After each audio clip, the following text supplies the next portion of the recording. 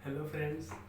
आज हम एक बड़ा टॉपिक कवर करने वाले ट्रिग्नोमेट्री। इसके तो क्वेश्चंस तो आते ही रहते हैं, देखते ही हो। और इसका अगर कंसेप्ट इसको क्लियर हो जाए तो स्कोरिंग बहुत होता है, ये है कि नहीं। तो आज इसका क्लियर करते हैं, ठीक है।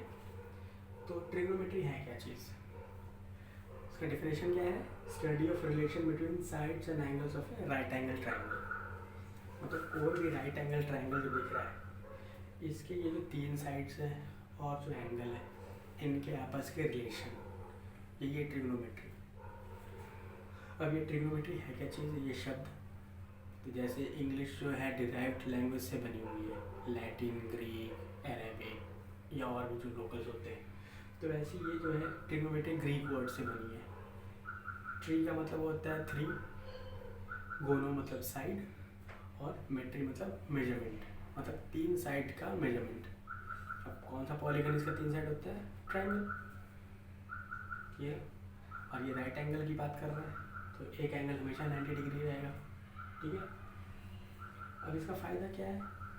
अब आप मान लो कहीं घूमने गए, पेड़ देख लेते हो, मीनार देख लेते हो, कुतुब मीनार देख लिया, नील नदी देख ली, गंगा नदी देख लिया, कुछ भी देख लिया, पहाड़ देख लिए, पतंग उड़ा रहे हो वो देख लिए, है कि नहीं। लेकिन अगर मान लो तुम्हारे मन में ख्याल आ जाए, यार ये पेड़ कितना लंबा है, ये मीनार कितनी ऊंची है, ये जो पतंग है उसकी डोर जो जा रही है वो कितनी लंबी होगी, है कि नहीं। या तुम्हारे हिमालय की लंबाई, ऊंचाई, या उसका जो स्लोप है वो कितना पड़ेगा, उसकी लंबाई या उसका लेंथ कितना है। अब वो ऐसे तो नापते तो नहीं फिरोगे, है कि नहीं। एक तो तरीका वो है कि लिए यहाँ से वहाँ तक नापते जा रहे हैं, बहुत रिस्की है। ये उस चीज़ को सॉल्व कर देता है कि आप बैठे हुए आप देखो और आप उसका निकाल लो। मतलब helps in measuring the vertical, horizontal और diagonal length of any object, ठीक है। मतलब किसी की लंबाई देखनी हो, कोई मीनार हो गया, पोल हो गया, पेड़ हो गया, किसी की चौड़ाई देखनी है, नदी, रोड, ऐसी चीज़ों की चौड़ाई देखनी हो, या किसी की स्लैंट हाइट जो तिरछी होती है ये देखनी हो, जैसे पतंग की डोर मान लो ऐसी जा रही है तो कितनी लंबी हो गई, या पहाड़ का स्लोप जो होता है उसकी लेंथ कितनी होगी, एक आइडिया लग जाता है वो। तो इस तीनों चीज़ को आप निकाल सकते हो एंगल के हेल्प से, ठीक है। अब ये जो ट्रायंगल देख रहे हो, इसमें ना चार चीज़ें हैं, ठीक है। ऐसे तो साइड और एंगल होता है, लेकिन इनके नाम है, डिफाइंड है कुछ, पी, बी, एच और थीटा। पी क्या है? परपेंडिकुलर। परपेंडिकुलर का मतलब वर्टिकल लेंथ, मतलब एक्स वाई, ठीक है। बी क्या है? बेस। बेस मतलब जो बेस होता है हॉरिजॉन्टल, ये वाई जी। और एच होता है हाइपोटेन्यूस, मतलब जो स्लैंट हाइट है, ठीक है। इन तीनों के नाम दिए हुए, परपेंडिकुलर, बेस और हाइपोटेन्यूस। और थीटा क्या है? एंगल ऑफ ऑब्जर्वेशन, मतलब जो एंगल है जहाँ से हमने कोई चीज़ एनालाइज करनी है वो है थीटा। एक एंगल है, थीटा को alpha beta gamma X Y Z जो मर्जी रख लो, ठीक है। ये वो है, यही चार चीज़ से आपका ये बन रहा है। अगला पॉइंट क्या कहता है? पी। पी क्या है? Perpendicular. P is always the opposite side of the angle of observation. मतलब ये अगर एंगल ऑफ ऑब्जर्वेशन है तो जो पी होगा परपेंडिकुलर वो उसके जस्ट अपोजिट वाली साइड होगी हमेशा। ये नहीं कि चलो ये कर लिए अभी इसमें वो है। यहाँ देखो, ये एंगल ऑफ ऑब्जर्वेशन मैंने डाला, परपेंडिकुलर डाल दिया, एक ट्रायंगल यहाँ है, एक ट्रायंगल यहाँ है। हमने एक एंगल ऑब्जर्वेशन नीचे रखा है थीटा, सेम ट्रायंगल हमने यहाँ रखा है जिसमें एंगल ऑब्जर्वेशन ऊपर दे दिया है एक बीटा। जरूरी नहीं कि वो सेम हो, अलग भी हो सकता है, इसलिए मैंने उसको अलग एंगल दे दिया है। तो अगर आपका एंगल ऑफ ऑब्जर्वेशन नीचे है ये, तो आपका परपेंडिकुलर ये हो जाएगा, इसके जस्ट अपोजिट है, ठीक। लेकिन अगर आपका एंगल ऑब्जर्वेशन आपका ऊपर वाला है, बीटा है, ये नहीं ये है, तो परपेंडिकुलर आपको फिर ये नहीं रहेगा, ये हो जाएगा, ठीक है। क्योंकि कोई कोई ऐसा एक क्वेश्चन भी आता है कभी कभी जिसमें कि एंगल ऑफ ऑब्जर्वेशन चेंज कर देता है। जैसे मान लो कोई कह दिया कि भाई यहाँ बंदा खड़ा है और इसने प्लेन को उड़ता हुआ देख लिया, ठीक है, तो उसको एक एंगल लग रहा है कि इतने डिग्री से दिख रहा है, 30 डिग्री पे है, और उसने देख लिया और प्लेन की हाइट निकाल ली ज़मीन से कितनी ऊंची है जो भी है, और सेम बता दिया कि उसको यहाँ से ज़मीन के नीचे, मतलब किसी पहाड़ के ऊपर है या किसी टीले पे है, और वो नीचे देख रहा है ग्राउंड पे कि वहाँ एक बॉल पड़ी है, वो बॉल कितनी नीची है, और ऊपर से देख रहा है कि वो अंदर 60 डिग्री है, एंगल बन रहा है। तो एक ही क्वेश्चन में दो सिचुएशन आ गए, तो इन दोनों केस में परपेंडिकुलर चेंज हो जाएगा। या तो तुम इसको बीटा है तो इसको 91 बीटा करके यही एंगल निकालो, ये परपेंडिकुलर रहेगा, लेकिन अगर इसको करोगे तो परपेंडिकुलर ये रहेगा। सिंपल सी बात है, जो एंगल ऑफ ऑब्जर्वेशन कंसीडर करोगे परपेंडिकुलर उसका हमेशा अपोजिट वाला साइड होगा, हमेशा। ठीक है।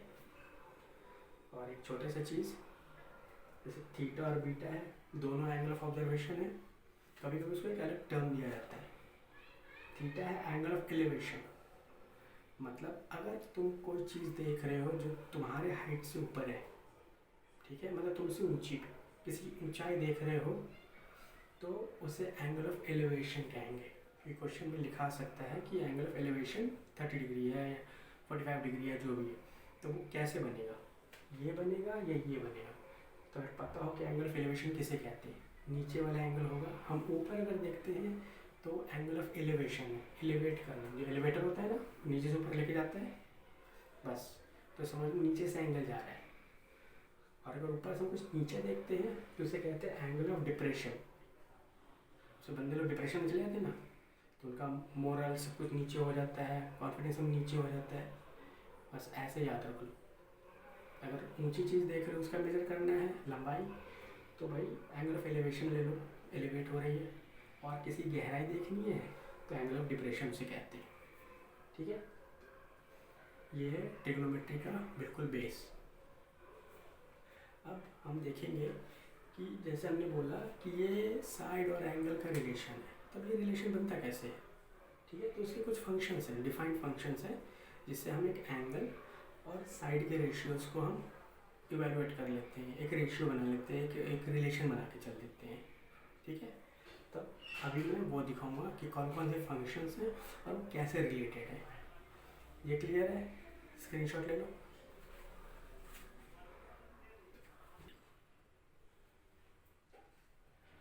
बेसिक तो हो गया, अब रेशियोज पे आ जाते हैं, जो बताया था ना, रिलेशन फंक्शंस, ट्रायंगल रहा। इसके फंक्शंस क्या क्या हैं, 6 फंक्शन हैं। ठीक है, एक फंक्शन है साइन, जिसको हम डिनोट ऐसे करेंगे। दूसरा है कोसाइन, जिसे हम कॉस लिखेंगे।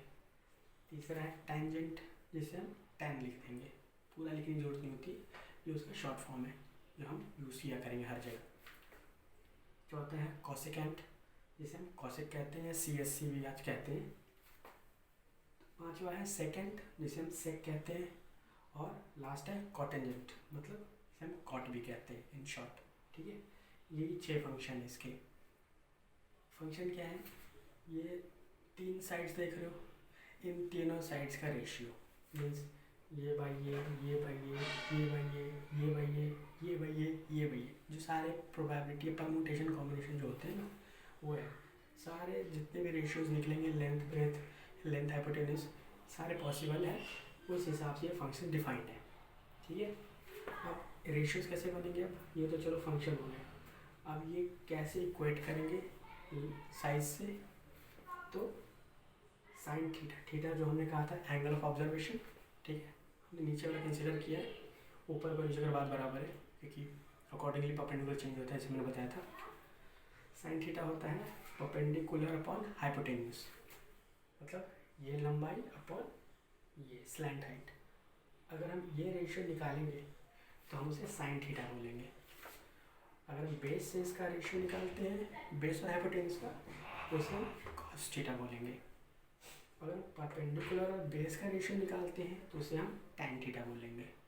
ठीक है, वैसे भी देखो टैंजेंट शब्द से बना है। टैंजेंट का मतलब होता है किसी भी सरफेस पे परपेंडिकुलर जो बनता है। ठीक है, ये देख लो, बेस पे परपेंडिकुलर थे, इनका रेशियो टैन थीटा। अब ये क्या है, इनके जस्ट इनवर्स है, मैंने वैसे ही बनाया है ताकि देख के क्लियर हो जाए। ठीक है, साइन का P/H है तो कॉस का H/P, cos कोस का बी बाई एच है तो सेक का एच बाई बी, टैन का पी बाई बी है तो कॉट का बी बाई पी। मतलब ये 3 फंक्शन है और ये इनके रेसिप्रोकल है, ठीक है। ये 6 फंक्शन का सेट ऐसे है, रेशियोज ऐसे बनेंगे, ठीक है। अब जैसे मैंने बोला ये हमेशा नए लोगों के लिए रहता है, कंसेप्ट क्लियर के लिए, तो मैंने एक मेमोरी टेक्निक भी रखी है कि भाई कल को भूल गए कि भाई साइन थीटा क्या था, पी बाई एच था या एच बाई पी था या कहीं पी बाई एच था या क्या था, तो उसका एक टेक्निक मैंने निकाला है। ये स्कूल के टाइम में हम लोग यूज़ करते थे, तो मैं शेयर कर देता हूँ। ये एक स्टेटमेंट है, सिंगल स्टेटमेंट है, जिसको मैंने 3 भाग में रखा है ताकि दिखे और समझ में आए। Some people have curly brown hair tightly pulled back. इसमें तो कुछ गलत है नहीं, कुछ लोग हैं दुनिया में जिनके कर्ली ब्राउन हेयर होते हैं, हमारे तो काले तो नहीं लेकिन ब्राउन होते हैं, कर्ली भी होते हैं और वो पीछे बिल्कुल बांध के रखते हैं, है कि नहीं। बस वही चीज़ है, some people have curly brown hair tightly pulled back. लेकिन इससे ये कैसे याद होगा, तो इन सब के पहले वाले लेटर्स को देखो क्या है, मैंने देखो उनको हाईलाइट किया हुआ है, एस पी एच, कुछ लिखा S P H. Some people have मतलब sine is equal to perpendicular upon hypotenuse. Curly brown hair C B H, है ना, यानी कि cos theta is equal to base upon hypotenuse. Tightly pulled back T B P, मतलब tan theta is equal to perpendicular upon base. तो अगर ये sentence याद रहेगा तो ये रेशियो निकल जाएगा। अब ये मत कहना कि सर इसका इसका इसका कहाँ है, भाई रेसिप्रोकल है, जब तुम ये निकाल दोगे तो ये उसकी उलट ही तो जाएंगे, है कि नहीं। देख लो, है ये ना इसका फंक्शन, ये है बेस, काम खत्म। और एक चीज़ और, ये याद है पाइथागोरस थ्योरम में क्या होता है, इसका square is equal to perpendicular का स्क्वायर प्लस बेस का स्क्वायर, ये एक रिलेशन है ना।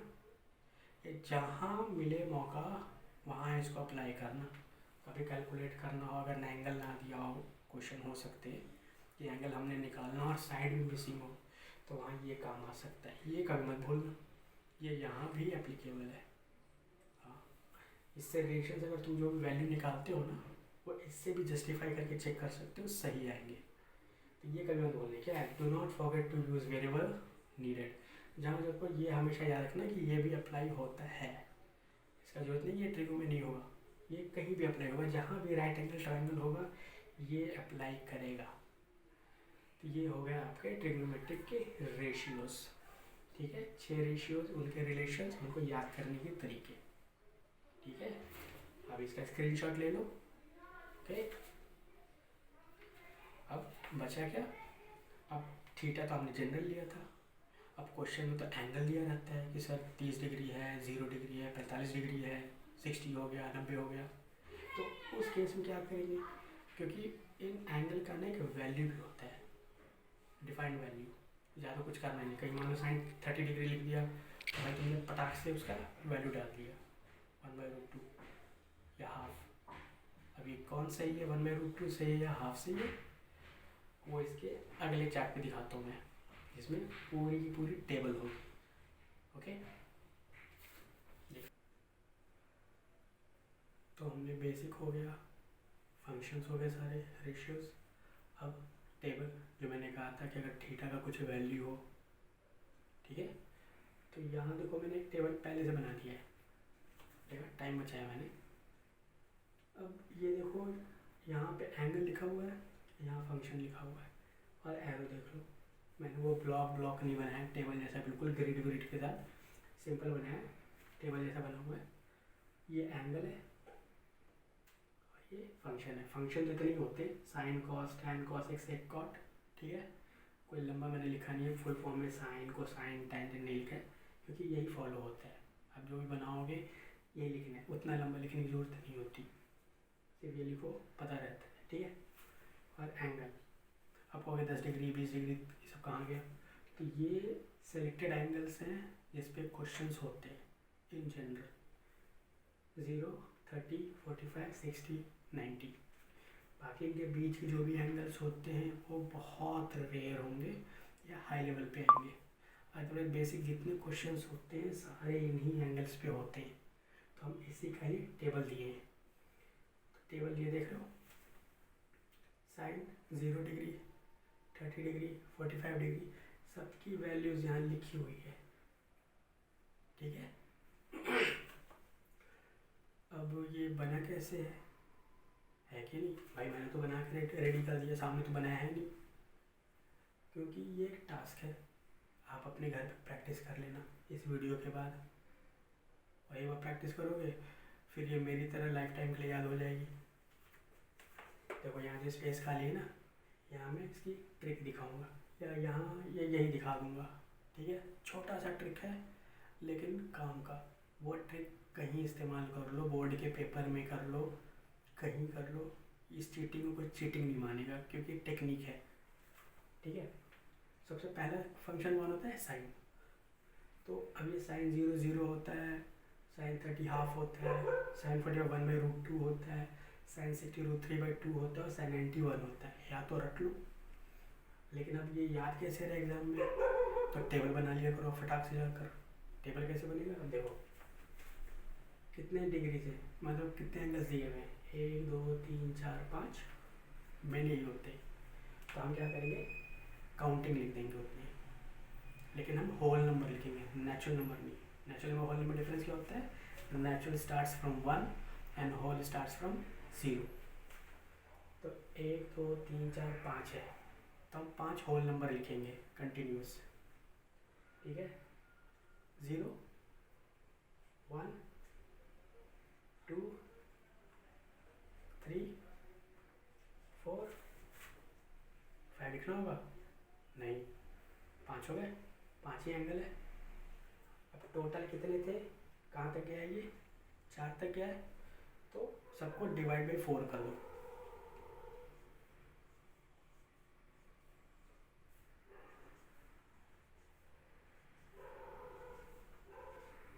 ठीक है, अब इनके रूट लगा दो।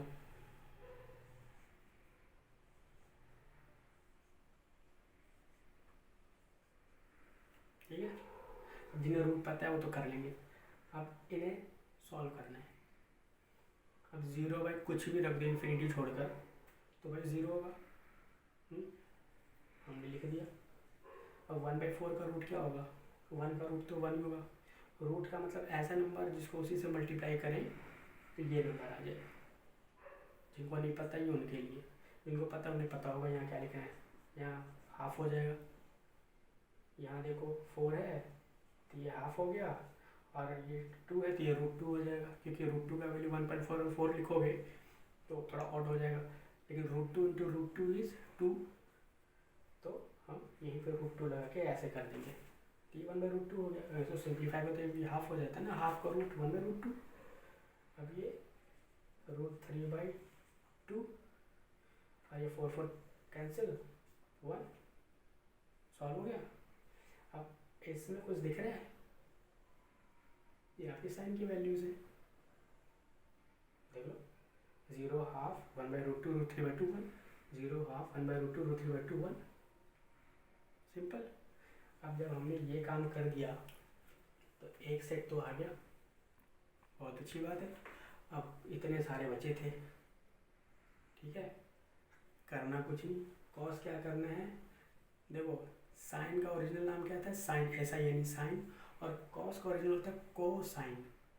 कोसाइन का मतलब जो साइन के साथ ही हो, इसके साथ कोऑपरेट करता हो, मतलब अगर वो जो काम कर रहा है तो उसका एक तरह से सप्लीमेंट का काम करेगा, या कॉम्प्लीमेंट का, समझ लो, समझने के लिए बोल रहा है।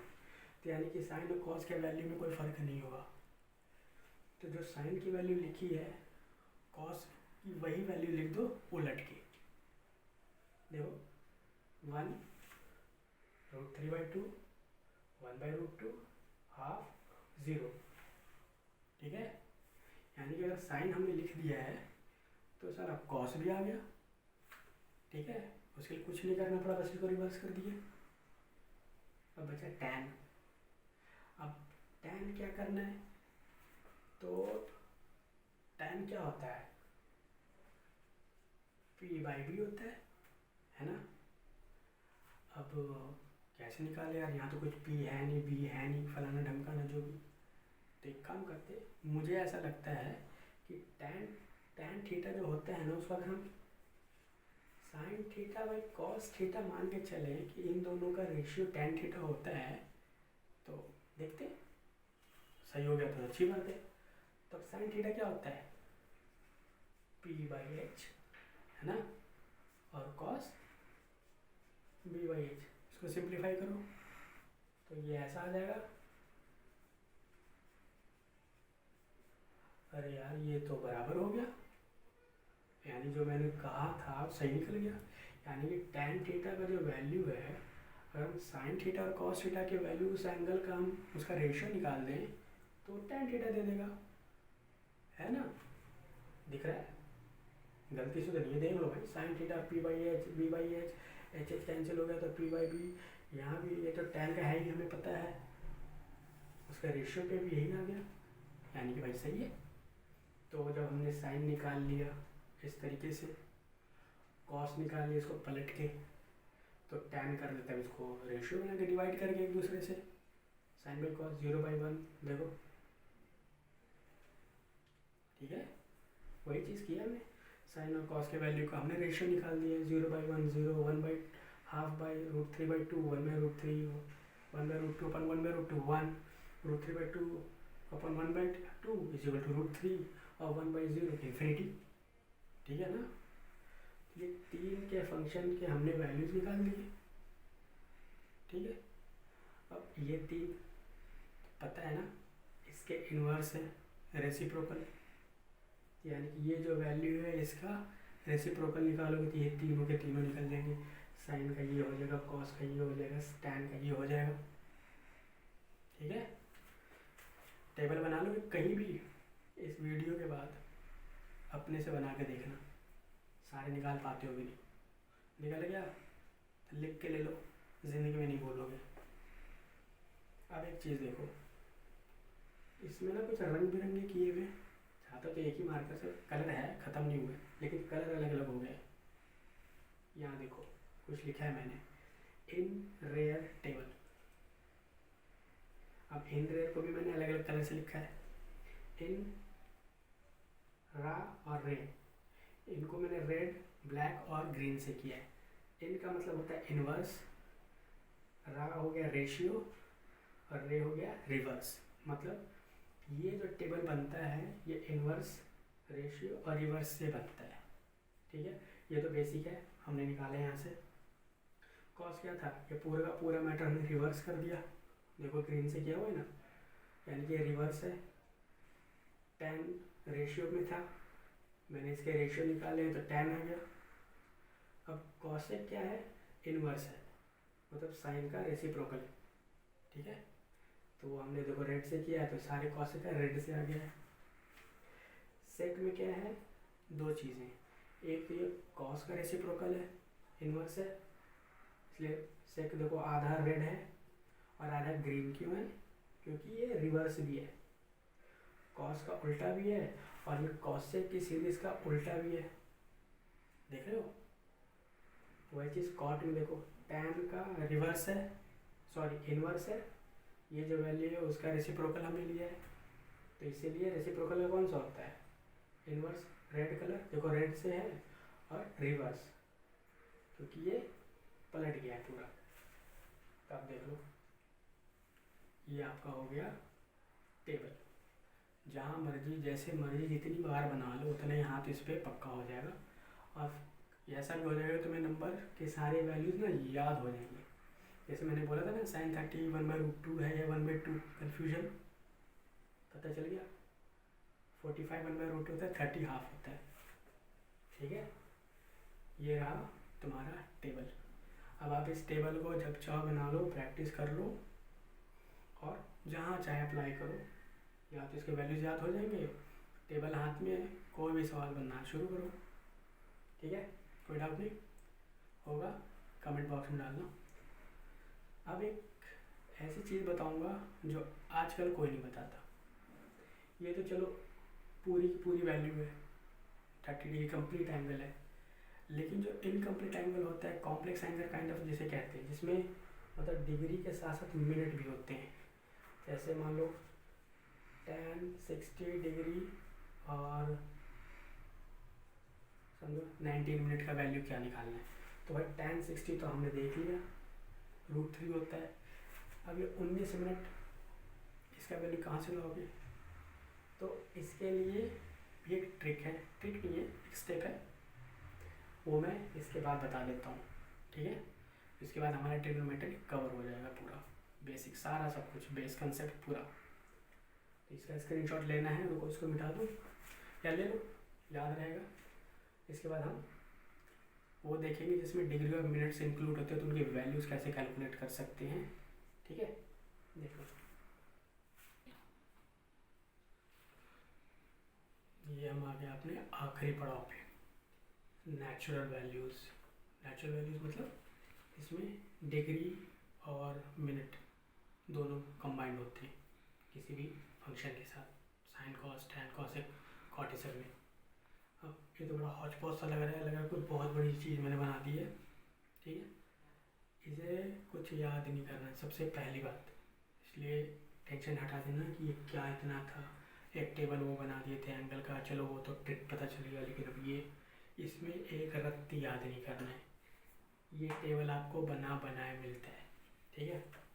टेबल देखना कैसे है हम वो बताएंगे, टेबल बनता कैसे ये हमारा काम नहीं है, सो रिलैक्स।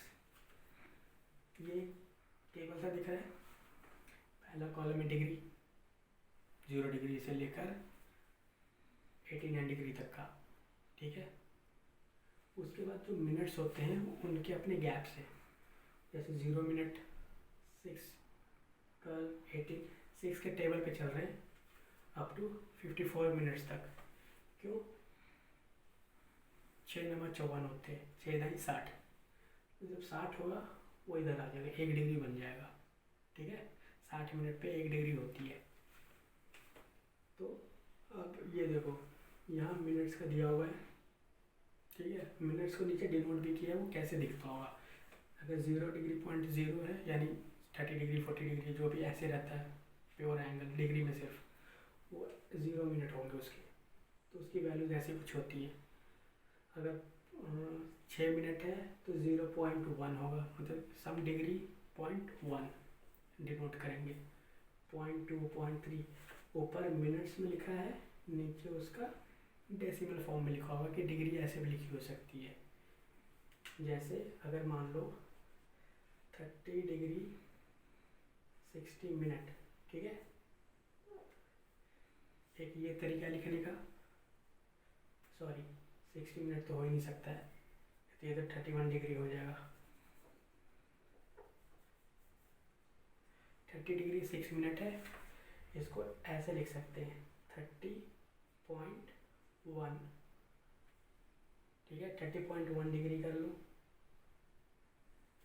ठीक है। या तो ऐसे लिखा मिलेगा या ऐसे लिखा मिलेगा, इसीलिए यहाँ पे दोनों फॉर्म में नोटिफाई कर दिया है। तो टेबल में क्या होता है, डिग्री होगी, उसके मिनट्स होंगे और एक मीन डिफरेंस होता है, ठीक है।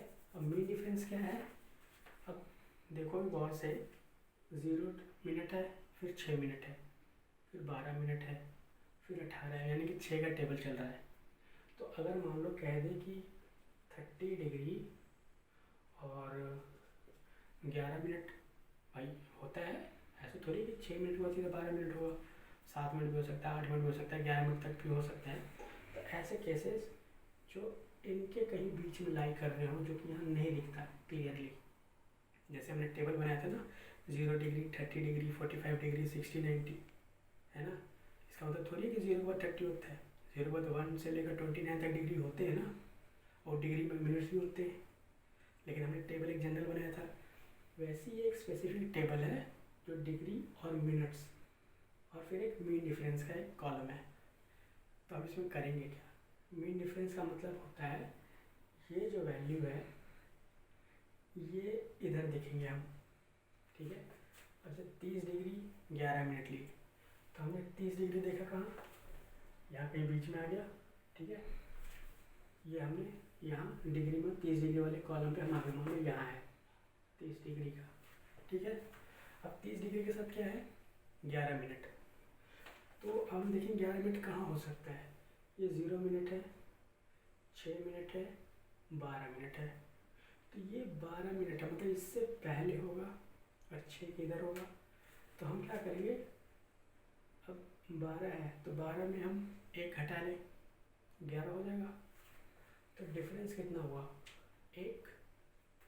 अब इसी लाइन में 12 मिनट का जो है वैल्यू, जो भी वैल्यू होगा लिखा होगा, उस वैल्यू में हम जो वैल्यू इधर डिफरेंस आएगा जितने का भी, 1 का आएगा, 2 का आएगा, 3 का, मतलब ये मिनट इस टेबल में मेंशन मिनट से कितने का डिफरेंस है, that is the main difference, ठीक है। 6 से 12 के बीच में या 12 से 18 के बीच में, 18 से 24, इनके बीच में जो भी वैल्यूज़ हैं वो इन दोनों के बीच में पड़ेगा, कहीं इनके बीच में, इनके बीच में।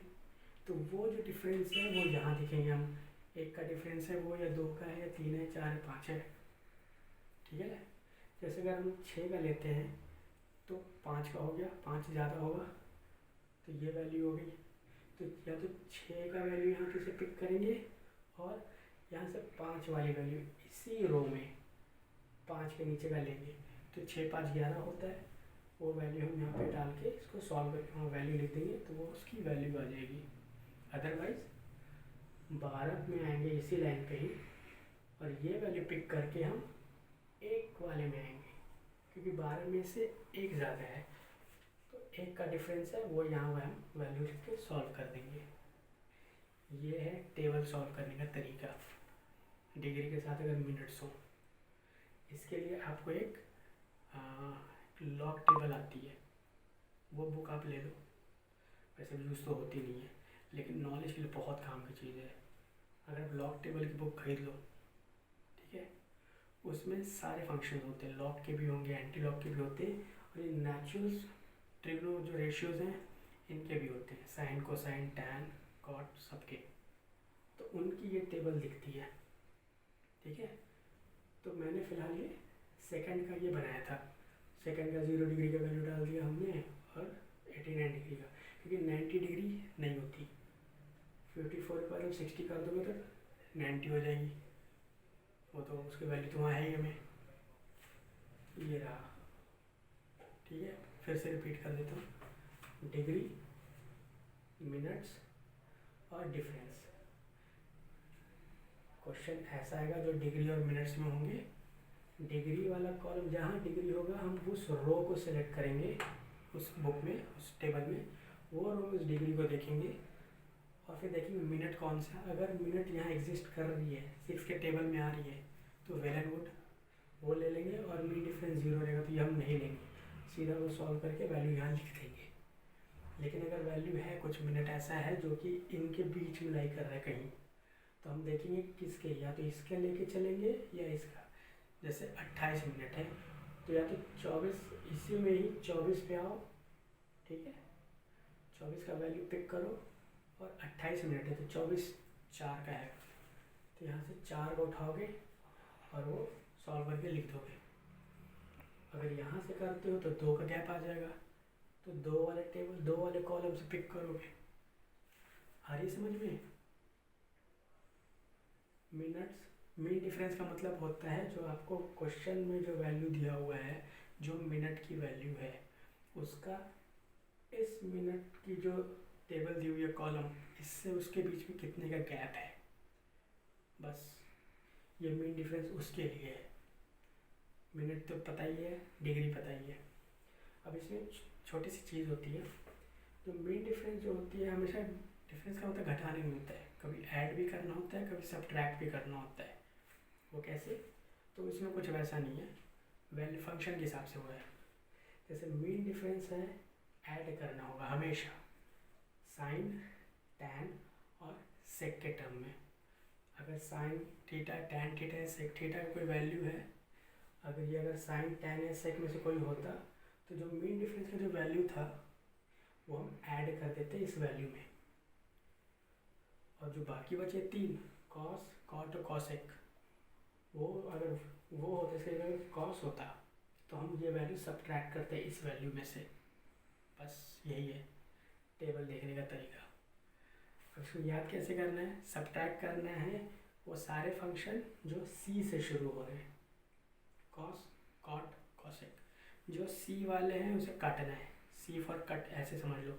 सी वाले 3 फंक्शन है कॉस कॉट और कॉसेक, तो जब भी कॉस कॉट और कॉसेक होगा और ये वैल्यू होगी तो मीन डिफरेंस हमेशा सब्ट्रैक्ट होंगे, और बाकी जो 3 बचे वो ऐड होंगे। ये याद रखना है। ट्रिग्नोमेट्री खत्म।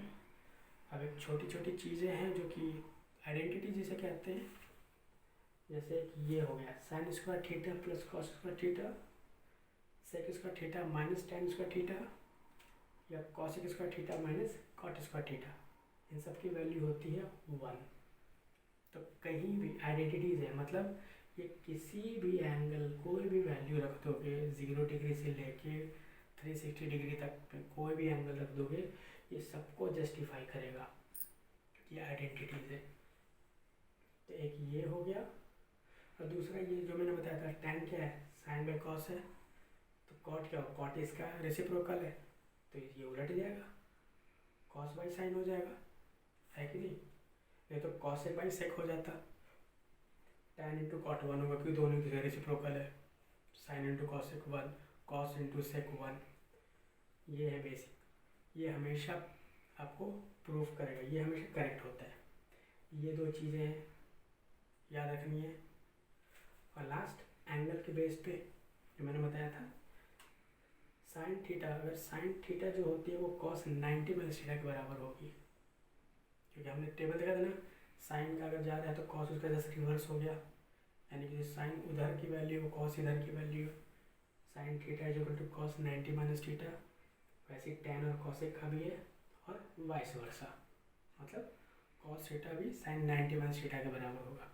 ठीक है, ये छोटी चीज़ थी। ये चीज़ आपने टेबल में देखी थी, इन रेयर टेबल जो मैंने बताया था, और आइडेंटिटीज़ जो कि किसी भी एंगल पे जस्टिफाइड है, ये हमेशा करेक्ट होगी। ठीक है, आपका ट्रिगो कवर, कुछ नहीं बचा है। ठीक है, जितना बेस था वो मैंने क्लियर करा दिया, प्लस टेबल देखने की टेक्निक भी बता दी है, और टेबल दिखता कैसा है तो मैं आपको दिखा दूँ।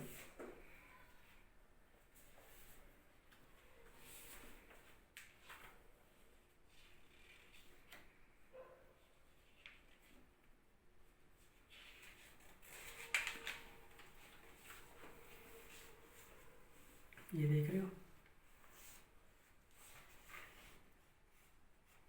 देख रहे हो, नेचुरल कोटेंजेंट्स, मतलब कॉट की टेबल है, टैन की टेबल है,